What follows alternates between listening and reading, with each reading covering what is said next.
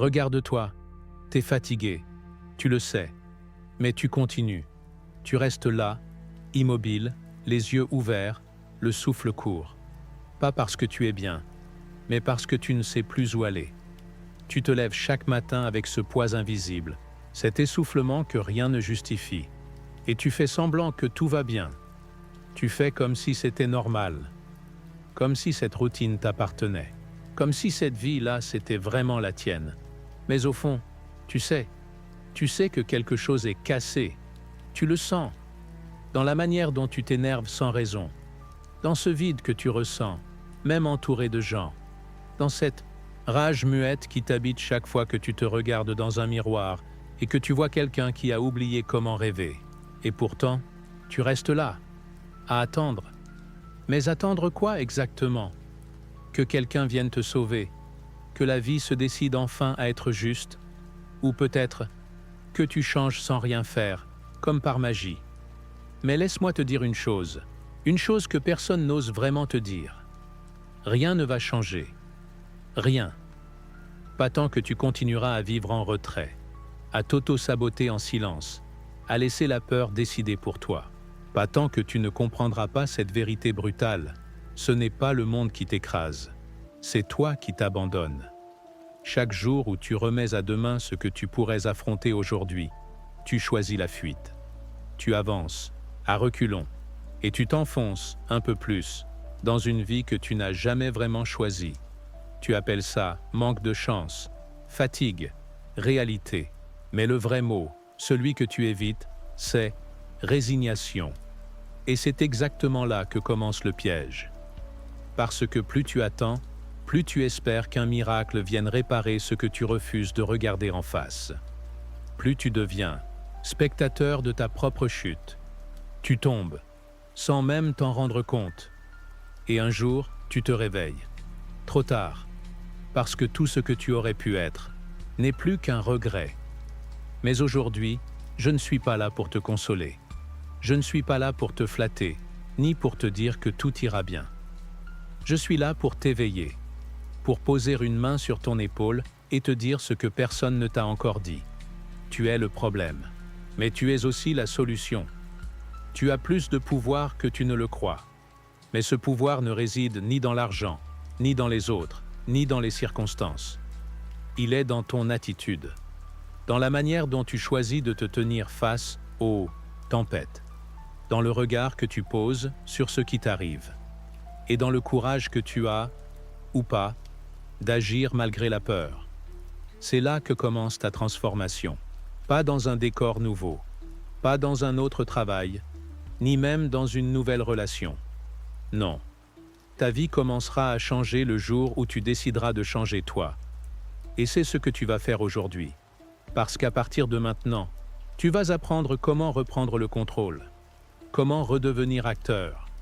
Pas en te racontant des mensonges positifs, pas en répétant des mantras vides de sens, mais en adoptant les décisions stoïciennes qui transforment un simple humain en pilier de sa propre existence. Chaque décision que tu vas entendre ici est une lame affûtée, pas facile à manier, mais capable de trancher les chaînes invisibles qui t'entravent depuis trop longtemps. Alors si tu m'écoutes jusqu'au bout, tu découvriras ce que signifie réellement changer ton attitude, et avec elle, changer ta destinée. Parce que rester comme tu es n'est plus une option. Tu ouvres les yeux, et déjà tu soupires. La journée n'a même pas commencé que ton esprit cherche des raisons d'être ailleurs. Trop tôt, trop gris, trop bruyant, trop vide. Tu regardes ton téléphone comme on regarde une menace. Message non lu, rappel ignoré, notification que tu n'as pas envie de lire. Tu traînes les pieds, tu te parles comme à un ennemi fatigué. Faut que je tienne, encore une journée. Et tu continues, sans y croire. Mais as-tu seulement remarqué ce que tu fais? À chaque pas, tu programmes ton esprit pour la défaite. Tu ne vis pas, tu subis, et tu appelles ça la réalité. Mais, si tu es honnête, ce n'est pas la réalité qui t'épuise, c'est la manière dont tu la regardes. Tu vois, j'ai connu une femme, elle s'appelait Clarisse, elle avait la même vie que toi, mêmes horaires, même rue, même fatigue dans les yeux. Tous. Les matins, elle se levait avec cette impression d'être en retard sur quelque chose qu'elle ne comprenait même pas. Et puis un jour, en se brossant les dents, elle a entendu une phrase à la radio. Juste une phrase. « Agisse comme si tu l'avais… » Déjà, ça paraissait banal, presque cliché. Mais pour une raison qu'elle n'a jamais su expliquer, ces mots sont restés. Ils se sont collés à sa peau. Ils ont tourné dans sa tête toute la journée. Et le lendemain matin, elle a décidé d'essayer. Elle n'avait pas d'argent, pas de réseau, pas d'option. Mais elle a réarrangé son salon. Elle a sorti 3 livres qu'elle aimait, une lampe, une tasse, et elle s'est assise. Comme si c'était une librairie. La sienne. Et là, quelque chose a changé. Pas autour d'elle. En elle, elle ne fuyait plus sa journée. Elle l'incarnait. Elle ne subissait plus son rôle. Elle le choisissait. Et, peu à peu, les gens ont commencé à remarquer. Pas sa décoration, pas ses livres, mais elle, sa façon de parler, son regard, sa posture. Elle n'était plus une ombre dans la foule. Elle était là, présente, ancrée. Et le monde a répondu à cette présence. Tout ça sans avoir changé, quoi que ce soit, sauf une chose, sa façon de penser. Et toi, comment tu penses? Quand tu entres dans une pièce, est-ce que tu te demandes qui va te juger ou qui va t'écouter? Est-ce que tu crois que les autres ont plus de valeur, plus de pouvoir, plus de légitimité? Est-ce que tu t'attends toujours à l'échec, à l'humiliation, à l'indifférence? Parce que si c'est le cas, je vais te dire une vérité, stoïcienne, qui va peut-être te bousculer. Ce ne sont pas les choses qui nous troublent, mais l'idée que nous nous en faisons. Apprécier. Épictète. Tu comprends? Ce n'est pas le monde qui t'écrase, ce sont tes pensées. Elles sont devenues ton premier juge, ton premier bourreau, ton premier saboteur. Mais voilà ce que les stoïciens ont compris avant tout le monde. Ton esprit est un territoire que tu peux reconquérir, pas en niant la réalité, mais en changeant l'interprétation que tu en fais. Tu n'as pas besoin d'un miracle, tu as besoin d'un changement de posture. Ce n'est pas être naïf, ce n'est pas faire semblant, c'est choisir consciemment la manière dont tu veux vivre ce que tu ne peux pas contrôler. Ce matin gris, tu peux y voir une lourdeur, ou une toile vierge, cette conversation difficile. Tu peux y voir une menace, ou une opportunité d'affirmer ta vérité. Ce projet que tu redoutes, tu peux le fuir, ou l'affronter comme un défi digne de ta croissance. Tu n'es pas obligé d'y croire à 100% au début. Clarisse, non, plus n'y croyait pas. Mais elle a essayé. Et c'est ça, la clé. Pas la perfection, le choix. Parce que tu as un pouvoir que tu as oublié. Le pouvoir de reformuler ton existence. De passer du mode survie au mode intention. De cesser d'attendre que le monde t'offre des raisons d'aller mieux pour devenir toi-même la raison de ton propre redressement. Ce que tu vis n'est pas figé. Ce que tu ressens n'est pas une sentence. C'est un signal, un appel. Et aujourd'hui, tu vas y répondre. Commence par ça. Observe ta prochaine. Pensée comme un nuage. Regarde-la passer. Et demande-toi, est-ce qu'elle me construit ou est-ce qu'elle m'enferme? Si elle t'enferme, change-la. Répète, ce n'est qu'une pensée, et je peux en choisir une autre. Ce que Clarisse a compris, tu peux le comprendre aussi. Le monde ne changera peut-être pas demain, mais ta manière de l'habiter peut tout changer. Et ça commence, maintenant. Tu crois peut-être que ce qui te manque, c'est la motivation, une bonne raison, une étincelle, un matin parfait où tout s'aligne.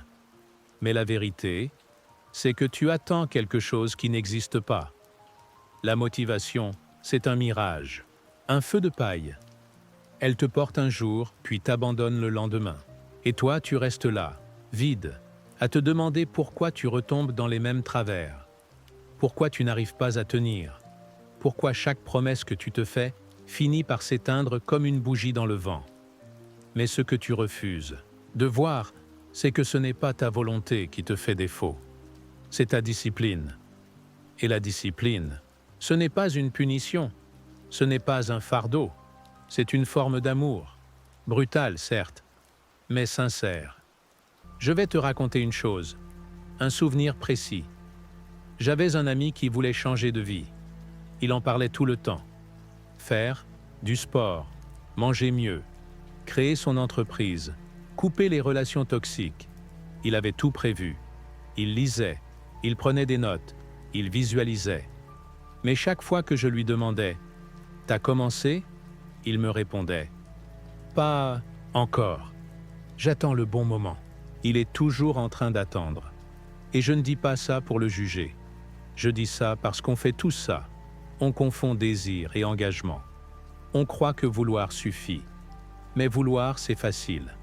Ce qui change une vie, ce n'est pas ce que tu veux. C'est ce que tu fais quand tu n'en as pas envie. Et c'est là que la discipline entre en jeu. Les stoïciens l'avaient compris bien avant nous. Marc Aurèle écrivait « Fais ce que la nature attend de toi ». Autrement dit, fais ce que tu dois faire, pas ce que tu ressens envie de faire. Et je vais être franc avec toi. Si tu vis guidé par ton humeur, tu ne franchiras jamais la moitié du chemin, parce qu'il y aura toujours une excuse. Un matin trop sombre, un corps trop fatigué, un doute trop lourd. Mais la discipline, la vraie, celle qui change un être humain de l'intérieur, elle agit peu importe quoi. Il pleut, tu y vas. T'es fatigué? Tu y vas. Tu doutes?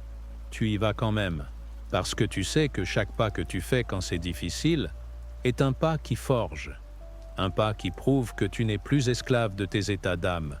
Tu ne vis plus en réaction. Tu vis en décision. Et tu sais ce qui se passe quand tu tiens comme ça, jour après jour, même sans voir de résultats immédiats. Tu te réveilles un matin et tu réalises que tu es devenu quelqu'un d'autre. Pas parce que le monde a changé, mais parce que toi, tu as tenu. Et cette constance, ce fil invisible qui t'a relié à tes actions quand tout te poussait à abandonner, devient ta colonne vertébrale. Tu veux de la clarté? Alors agis. Pas demain, pas quand tu te sentiras prêt. Maintenant. Parce que l'action, ce n'est pas la conséquence de la motivation, c'est sa cause. Et si tu cherches une méthode simple, retiens celle-ci. La méthode du peu importe quoi. Tu décides d'un acte, un seul, et tu le fais, peu importe quoi. Même si c'est mal fait, même si c'est minuscule, même si personne ne regarde. Tu le fais parce que tu as dit que tu le ferais. Et ce geste, ce petit acte presque invisible, vaut plus que 1000 intentions criées à haute voix. Je sais que ce n'est pas glamour, ce n'est pas spectaculaire, mais ce n'est pas ce que tu fais une fois, dans l'euphorie qui compte. C'est ce que tu fais quand tout te pousse à ne rien faire. Alors, arrête d'attendre. La fatigue, le doute, la peur, tout ça existera toujours. Ce que tu dois bâtir maintenant, c'est un pilote intérieur, un socle. Une voix en toi qui dit « On y va », même si c'est dur, même si c'est lent, on y va. Parce que sans discipline, tu n'iras même pas à mi-chemin. Mais avec elle, tu peux aller là où personne ne t'attend. Tu veux réussir, avancer, t'accomplir. Mais tu marches comme sur du verre. À chaque pas, tu crains de mal faire, d'échouer, d'être jugé. Et tu préfères parfois ne rien tenter, juste pour éviter d'avoir à regarder un échec en face. Mais voilà le piège. Ce que tu fuis te possède. Tu crois que l'échec est un mur, une preuve que tu n'es pas fait pour ça. Mais l'échec n'est pas un mur, c'est un miroir. Un miroir qui ne te ment jamais. Il ne te dit pas que tu es incapable. Il te dit simplement « Regarde ce que tu ne veux pas voir ». Mais pour ça, il faut oser regarder. Et beaucoup n'osent pas. Je me souviens de ma première vraie chute. Pas une petite erreur. Non. Une chute qui raye ton ego jusqu'à l'os.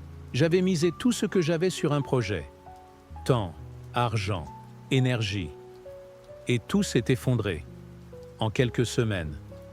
Et tu sais ce qui m'a fait le plus mal? Pas la perte. La honte. L'impression d'avoir été stupide. De m'être trompé sur moi-même. J'ai voulu disparaître, me taire, rentrer dans le rang, faire semblant. Et pendant un temps, j'ai cru que c'était ça, être adulte. Faire comme si de rien n'était. Mais un soir, j'ai rouvert mes carnets. J'ai relu ce que j'écrivais avant l'échec. Et j'ai compris. Tout y était. Mes illusions, mon aveuglement, mes erreurs de jugement. Ce n'était pas un hasard. C'était une leçon codée. Une carte que je refusais de lire. Et là, quelque chose a basculé. Je n'ai plus vu mon échec comme une punition, mais comme un professeur, brutal. Les stoïciens le savaient depuis longtemps. Sénèque disait « Les difficultés fortifient l'esprit, comme le travail renforce le corps. Tu veux être fort? Tu veux avoir de l'impact? Tu veux devenir un pilier, quelqu'un sur qui on peut compter? Alors il va falloir faire ce que les autres fuient, apprendre à aimer tes erreurs. Pas les aimer comme des trophées, mais les aimer comme des tremplins. Parce que chaque fois que tu refuses de regarder ton erreur, tu en fais une cicatrice. Un poison lent, mais chaque fois que tu l'examines, que tu l'analyses, que tu la transformes en stratégie, tu la transmutes en puissance. C'est ça, le vrai choix. Une erreur peut te couler. Si tu refuses de la voir, si tu la caches, si tu la portes comme une honte, mais cette même erreur peut t'élever. Si tu la regardes en face, si tu en tires un code, une méthode, une sagesse. Tu sais pourquoi certains réussissent là où d'autres échouent encore et encore? Pas parce qu'ils sont plus chanceux, mais parce qu'ils savent te transformer chaque erreur en entraînement. Ils tombent, mais ils prennent des notes. Ils se relèvent avec une meilleure posture, un meilleur angle, une meilleure vision. Et toi, tu peux faire pareil. La prochaine fois que tu échoues, fais ce que je fais maintenant systématiquement. Note l'émotion que tu ressens. Note ce que tu aurais pu mieux anticiper. Note une seule chose que tu peux faire différemment la prochaine fois. Pas besoin d'un plan parfait, juste d'un pas, un recul stratégique. Et surtout, ne pas fuir. Parce que l'échec n'est pas ton ennemi. C'est un passage. Et si tu ne traverses pas ce passage, tu resteras toujours bloqué à l'entrée de toi-même. Alors la question, elle est simple. Que choisis-tu de faire? De ta prochaine erreur? T'enfermer dans la honte? Ou t'élever avec lucidité? Tu sais ce que j'ai compris trop tard? Que personne ne viendrait me prendre par la main. Que personne ne me dirait un jour « C'est ton moment, vas-y, on croit en toi ». Non, le monde ne fonctionne pas comme ça, et tu le sais au fond. Tu attends peut-être un signe, une reconnaissance, un feu vert, quelqu'un qui te regarde droit dans les yeux et qui dise « Tu mérites mieux, tu es capable ». Mais personne ne va te le dire, tant que toi, tu ne le crois pas. Et c'est là que la vérité dérange. Parce que tant que tu ne crois pas en toi, tu renvoies aux autres une version effacée de toi-même, une version floue, une présence qui ne s'impose pas, une énergie qui s'excuse d'exister. Et le monde, lui, ne respecte que ce qui se tient debout, pas avec arrogance, pas avec violence, mais avec conviction. Je t'ai déjà parlé de Clarisse, mais ce que je ne t'ai pas dit, c'est qu'avant d'ouvrir sa micro-librairie dans son salon, elle se posait cette question tous les jours. Et si je n'étais pas légitime? Et si on me jugeait? Et si je me ridiculisais? Un jour, elle est tombée sur cette phrase de Sénèque. Ce n'est pas parce que c'est difficile que nous n'osons pas. C'est parce que nous n'osons pas que c'est difficile. Et cette phrase a agi comme une gifle douce. Parce qu'elle a compris qu'en réalité, le doute n'était pas un obstacle. C'était une excuse qui la gardait dans un rôle confortable de victime silencieuse. Alors elle a décidé d'agir avant d'y croire pleinement. Tu entends ce que je dis?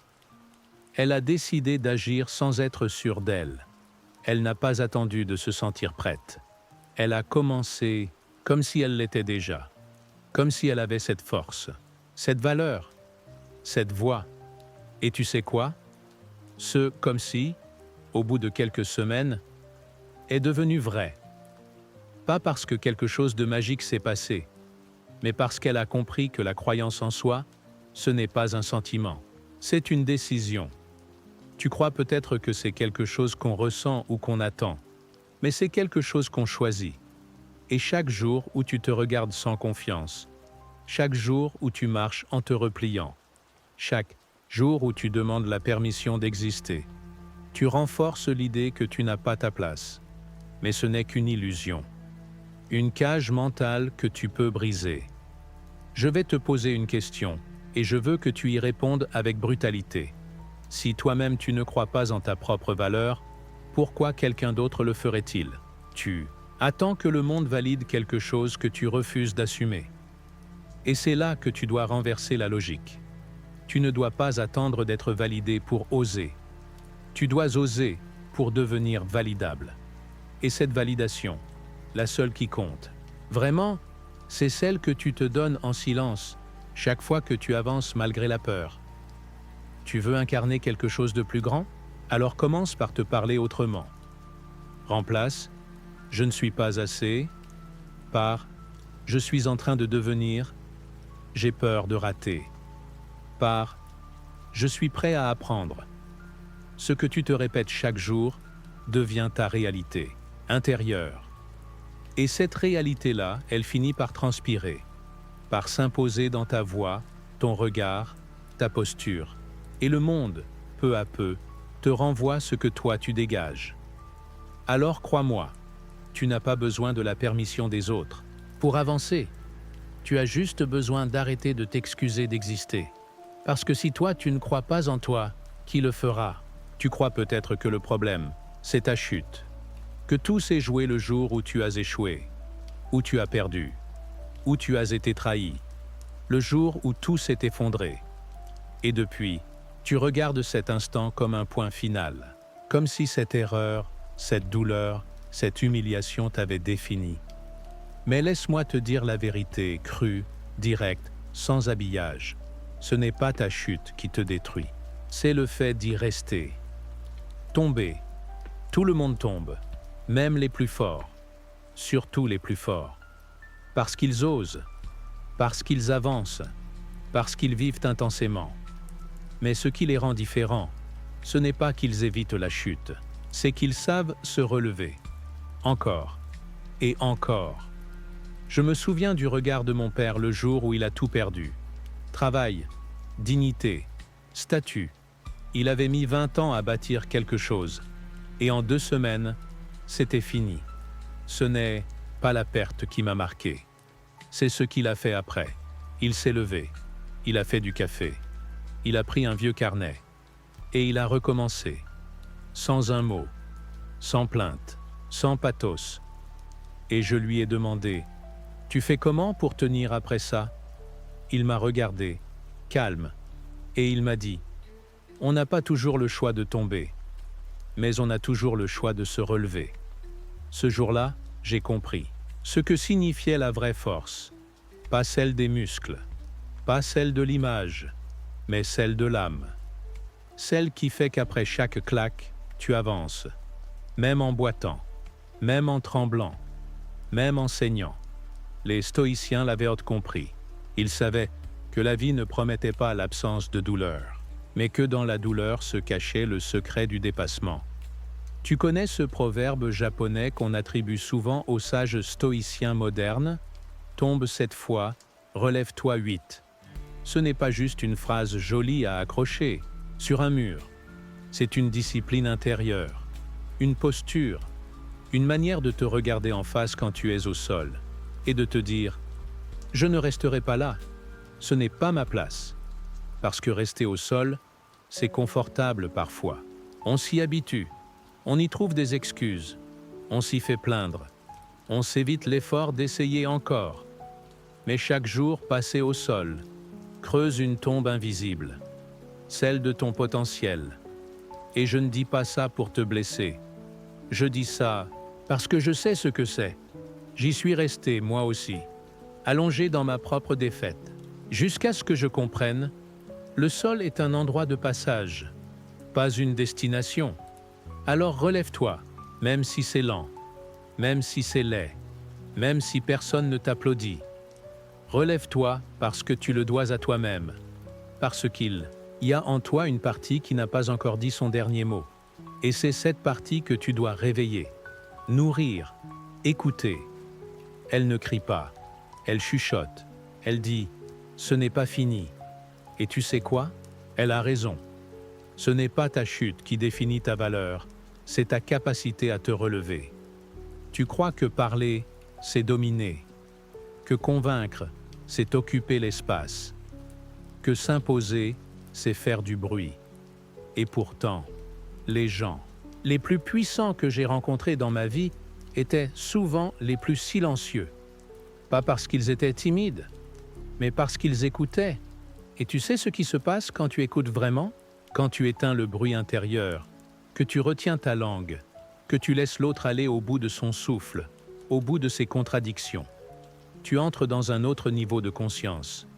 Tu entres dans leur monde. Tu entends ce qu'ils ne disent pas. Tu ressens les tensions, les failles, les non-dits. Et surtout, tu apprends. Pas juste sur eux, mais sur toi. Parce que chaque silence que tu acceptes te révèle ta propre agitation. Chaque pause que tu respectes t'apprend ta propre impatience. Chaque parole que tu retiens devient un miroir de ton besoin d'être vu, entendu, validé. Et là, tu comprends pourquoi les stoïciens accordaient plus de valeur au silence qu'à la parole. Épictète disait « Si nous avons 2 oreilles et une bouche, c'est pour écouter 2 fois, plus que nous parlons. » Tu sais pourquoi cette phrase me hante encore aujourd'hui? Parce qu'elle m'a révélé mon orgueil. J'étais persuadé qu'écouter, c'était passif, que c'était se taire par faiblesse. Jusqu'au jour où j'ai écouté. Vraiment, c'était lors d'un conflit, une situation tendue, des accusations, des cris. Mon instinct voulait répondre, m'expliquer, corriger. Mais j'ai décidé de me taire, d'écouter jusqu'au bout, de ne pas fuir l'inconfort. Et ce que j'ai découvert, c'est que le pouvoir ne réside pas dans la réplique brillante. Le vrai pouvoir, c'est la maîtrise. Quand tu écoutes, tu contrôles le rythme. Tu laisses l'autre se dévoiler. Tu gardes ton énergie. Tu choisis le moment. Et quand tu parles, enfin, chaque mot porte le poids du silence qui l'a précédé. Et crois-moi, le silence bien placé vaut 1000 arguments. Tu veux devenir plus influent, plus respecté, moins réactif? Alors commence par observer, par écouter, par noter ce que les autres n'entendent pas, les inflexions, les contradictions, les émotions sous-jacentes. Tu entreras dans une autre dimension, celle des maîtres stoïciens, des stratèges, des sages. Parce qu'en vérité, l'écoute est une arme, une lame fine. Elle désarme les égos, fait tomber les masques, et surtout, elle te donne un avantage que personne ne peut t'enlever, la clarté. Alors la prochaine fois que tu sens l'envie de parler, tais-toi, écoute, ressens, analyse. Et rappelle-toi ceci, ceux qui parlent trop révèlent leur faiblesse. Ceux qui écoutent profondément découvrent le monde, et souvent, ils finissent par le diriger. Tu penses être libre, maître de toi, de tes choix, de tes pensées. Tu te dis que tes décisions viennent de l'intérieur, que tu es imperméable à ce qui t'entoure. Et pourtant, tu ne vois pas les chaînes, parce qu'elles sont invisibles et silencieuses. Tu n'as pas besoin d'être enfermé dans une pièce pour être prisonnier. Il suffit d'un environnement qui pense à ta place.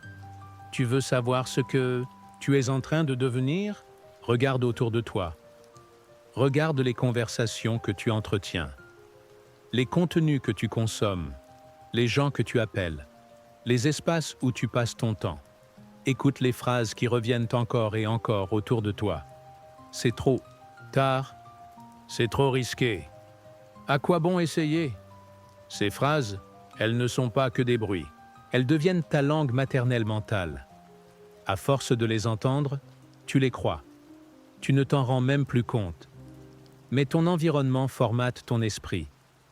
Il programme ton dialogue intérieur. Il infiltre tes décisions. Et c'est là que commence l'emprisonnement. Tu peux avoir les meilleures intentions du monde. Mais si chaque jour tu vis dans un bain de plaintes, de peur, de sarcasme, de fatalisme, tu finiras par penser petit, par marcher courbé, par renoncer sans même te battre. C'est une lente érosion de ton feu intérieur. J'ai vu des gens brillants devenir fades. J'ai vu des esprits vifs devenir hésitants, non pas parce qu'ils ont échoué, mais parce qu'ils ont baigné trop longtemps dans la médiocrité des autres. Les stoïciens, eux, l'avaient compris. Sénèque disait « Évite ceux qui se plaignent constamment. Leur mal est contagieux. Contagieux. » Tu comprends ce mot? Ce n'est pas une métaphore, c'est une réalité psychologique. La plainte, le jugement, la peur se transmettent, comme une brume noire qui s'insinue dans tes pensées jusqu'à t'aveugler. Mais l'inverse est vrai aussi. Tu mets une flamme dans une pièce froide, et tout s'éclaire. Tu fréquentes des esprits élevés, ancrés, clairs, et tu commences, sans t'en rendre compte, à élever ta propre pensée. Alors aujourd'hui, je te pose une question simple mais brutale. Ton entourage te pousse vers qui? Vers quoi? Vers ta meilleure version? Ou vers ton autopilote fatigué? Tu n'es pas obligé de tout couper, mais tu es obligé de filtrer, de faire des choix, de reprendre possession de ton espace mental. Commence par ça. Qui sont les 3 personnes que tu entends le plus chaque semaine? Et maintenant, demande-toi, que nourrissent-elles en toi?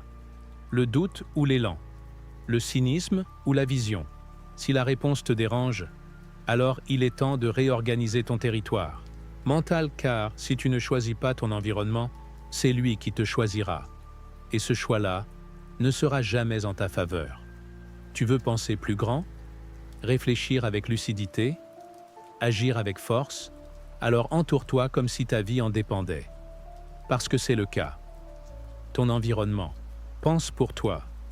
À toi de choisir quelle pensée tu veux qu'il te murmure chaque jour. Tu dis que tu vas le faire. Un jour, quand ce sera plus calme, quand tu seras moins stressé, quand tu te sentiras prêt. Tu dis que le moment viendra, que le timing parfait finira bien par se présenter. Alors tu patientes. Tu observes. Tu prépares, mais pendant ce temps-là, la vie, elle, n'attend pas. Elle avance sans toi. Elle ne se préoccupe pas de ton hésitation. Elle ne t'enverra jamais de signal lumineux, de trompette divine, de message clair qui dit « C'est maintenant, c'est ton heure, tu attends ». Mais le bon moment n'existe pas, il n'a jamais existé. Regarde autour de toi. Les gens qui ont agi, transformé, changé leur trajectoire, tu crois vraiment qu'ils ont attendu que tout soit aligné? Non? Ils ont décidé d'avancer dans le chaos, avec le doute, avec la peur, avec la fatigue, parce qu'ils ont compris que si tu n'agis que quand tu es prêt, tu n'agiras jamais. Marc Aurèle l'a écrit avec une précision chirurgicale. N'agis pas comme si tu avais des milliers d'années à vivre. Relis cette phrase. Elle n'est pas philosophique, elle est urgente. Tu vis comme si tu avais tout le temps du monde, comme si chaque jour t'était garanti. Tu repousses, tu procrastines, tu construis des plans dans ta tête que tu n'habites jamais. Et chaque jour, tu remets à plus tard une version de toi qui n'existera peut-être jamais. Mais pendant ce temps, tu vieillis, tu t'alourdis, tu t'émousses, tu t'éteins lentement. Pas à cause d'un drame. Non, mais à cause de l'attente. L'attente est une corrosion silencieuse. Et tu sais pourquoi tu attends vraiment? Pas parce que tu veux bien faire, pas parce que tu es perfectionniste, mais parce que tu as peur. Peur d'échouer, peur d'être jugé, peur de ne pas être assez. Mais cette peur ne partira pas avec le temps. Elle partira avec l'action. L'action crée la clarté, pas l'inverse. Tu veux être sûr avant d'agir. Mais c'est l'action qui t'apportera les réponses, pas les pensées, pas les listes, pas les intentions. Alors arrête d'attendre que les conditions soient parfaites, Parce que même si elle l'était, tu trouverais une nouvelle excuse. Tu veux bouger? Alors fais un pas, un seul, pas un grand saut, un mouvement, une micro-rupture avec ton inertie. Appelle, ouvre ce fichier, réponds à ce message. Mets tes baskets, commence sans plan, fais, et répète cette phrase jusqu'à ce qu'elle s'imprime. Ce n'est pas le moment qui me fera agir, c'est l'action qui fera de ce moment le bon. Parce que tu n'as pas besoin de tout comprendre pour commencer. Tu as juste besoin d'arrêter d'attendre. Le bon moment, ce n'est pas demain. Ce n'est pas quand tu seras prêt. Ce n'est pas quand tu auras plus de temps, plus d'énergie, plus de confiance. Le bon moment, c'est maintenant. Tu crois être libre. Tu crois que tant que tu ne choisis pas, tu gardes le contrôle. Tu te dis, je réfléchis encore. Je vais voir. Je prends le temps. Mais laisse-moi t'ouvrir les yeux. À chaque fois que tu refuses de décider, quelqu'un d'autre le fait à ta place. Et souvent, sans que tu t'en rendes compte, ton patron décide pour toi. Ton entourage, tes habitudes, ton passé, même ton fil d'actualité. Tu penses naviguer, mais tu dérives. Tu crois patienter, mais tu t'effaces. Et peu à peu, tu ne vis plus vraiment. Tu es vécu. Tu ne veux pas choisir par peur de te tromper. Mais en ne choisissant pas, tu te perds. Et c'est peut-être pire. Je vais te dire quelque chose que peu de gens osent admettre. L'indécision est une forme de fuite. Tu l'habilles d'analyse, de prudence, de bon sens. Mais c'est du camouflage. Parce que décider, vraiment décider, ça demande du courage, du sang-froid, une confrontation brutale avec ce que tu veux et ce que tu es prêt à risquer pour l'avoir. Les stoïciens ne te diraient pas de foncer sans réfléchir, mais Ils te diraient ceci. Si tu ne sais pas ce que tu veux, tu vivras selon les choix des autres. Épictète, tu comprends la violence de cette phrase. Elle te met face à toi-même. Si tu ne traces pas ta propre route, tu finiras sur celle de quelqu'un d'autre. Et cette route-là ne t'amènera jamais là où tu es censé aller. Alors pose-toi maintenant, sans filtre, qu'est-ce que tu veux vraiment? Pas ce qu'on attend de toi, pas ce qui te semble raisonnable, pas ce que les autres valideraient. Toi, dans ton silence, dans ta vérité nue. Qu'est-ce que tu veux? Et une fois que tu as cette réponse, même floue, même tremblante, décide. Pas demain, pas quand tu auras le bon signe. Décide maintenant d'avancer vers ça. Parce que chaque non-décision est une ouverture, une faille, un espace vide que d'autres rempliront avec leur volonté, leur logique, leur peur ou leurs intérêts. Et un jour, tu te retourneras et tu verras que ta vie ne t'appartient plus. Pas parce qu'on te l'a volée, mais parce que tu l'as abandonnée. Tu veux récupérer ta puissance? Alors décide, même mal, même lentement, même avec le doute. Ce n'est pas la perfection de ta décision qui compte. C'est le fait que ce soit la tienne. Parce que dans un monde qui te pousse à réagir à tout, choisir consciemment pour toi est un acte de rébellion sacrée. Tu attends de devenir cette version de toi. Tu la visualises. Tu la dessines dans ta tête. Une personne forte, calme, maîtrisée, inspirante. Celle qui parle et qu'on écoute, qui agit et qu'on respecte. Tu l'as vue. Tu sais à quoi elle ressemble. Mais tu te dis que ce n'est pas encore toi. Tu dis, un jour, quand j'aurai confiance, quand j'aurai changé. Mais laisse-moi te poser une question qui coupe court à tout ça. Et si tu commençais à te comporter comme cette version de toi maintenant, pas demain, pas quand tu auras gagné, pas quand tu seras reconnu, maintenant, pas en prétendant, pas en jouant un rôle, mais en incarnant déjà, dans chaque geste, chaque mot, chaque posture, cette personne que tu veux devenir. Tu veux le respect? Commence par marcher comme quelqu'un qui se respecte. Tu veux la clarté? Commence par parler, comme quelqu'un qui sait où il va. Tu veux la paix intérieure? Commence par réagir comme quelqu'un qui ne se laisse plus atteindre par tout. Tu n'as pas besoin d'attendre que la réalité extérieure te valide. C'est ton attitude qui crée la réalité, pas l'inverse. Je vais te raconter une chose que j'ai observée chez ceux qui changent vraiment. Ce n'est pas qu'ils attendent la permission, c'est qu'ils prennent de l'avance sur leur propre métamorphose. Ils ne demandent pas s'ils en sont capables. Ils agissent comme s'ils l'étaient déjà. Et en le faisant, ils déplacent quelque chose, en eux et autour d'eux. Le monde répond à la manière dont tu te présentes à lui. Si tu te tiens comme un roi, même dans la boue, même dans le doute, le monde finit par lever les yeux. Et ce n'est pas une posture arrogante, c'est une responsabilité, parce que oui, tu as peur. Oui, tu doutes. Oui, tu trébuches. Mais si tu laisses ça définir ton comportement, tu restes prisonnier du passé. Alors que si tu décides de jouer selon le futur que tu veux incarner, tout change. Répète après moi, je ne joue plus petit. Je ne m'excuse plus d'être. Je marche comme celui que je choisis d'être. Parce que cette version de toi que tu admires tant, elle n'a pas besoin d'arriver. Elle est déjà là, sous les couches de doute, sous la fatigue, sous les excuses. Elle attend juste une chose, que tu l'autorises à exister. Pas dans un an, pas quand tout ira mieux. Maintenant. Alors aujourd'hui, tu vas faire un acte simple, mais révolutionnaire. Tu vas agir comme si c'était déjà à toi. Le calme, la discipline, le respect, l'impact. Pas pour faire semblant, pour te rappeler qui tu es en train de devenir. Parce qu'en vérité, tu n'as jamais été si proche. Tu as écouté jusqu'au bout. Et si tu l'as fait, ce n'est pas un hasard. Ce n'est pas une vidéo de plus. Ce n'est pas une motivation éphémère.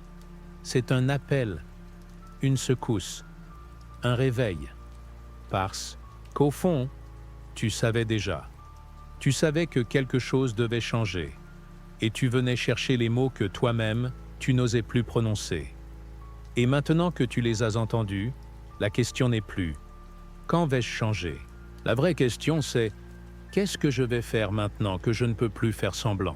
Tu ne peux plus faire semblant de ne pas savoir. Tu ne peux plus faire semblant d'être une victime. Tu ne peux plus faire semblant d'attendre un miracle, parce que la vérité t'a traversé. Et elle est simple, tranchante, irrévocable. Ce n'est pas le monde qui doit changer, c'est toi. Tu veux transformer ta vie? Commence par ton attitude. Parce que ton attitude n'est pas un détail. Ce n'est pas une posture. C'est ton pouvoir. C'est ce qui filtre ce que tu vois, ce que tu ressens, ce que tu tolères, ce que tu construis. Et ça, personne ne peut te l'enlever. Ni ton passé, ni les autres, ni même tes failles.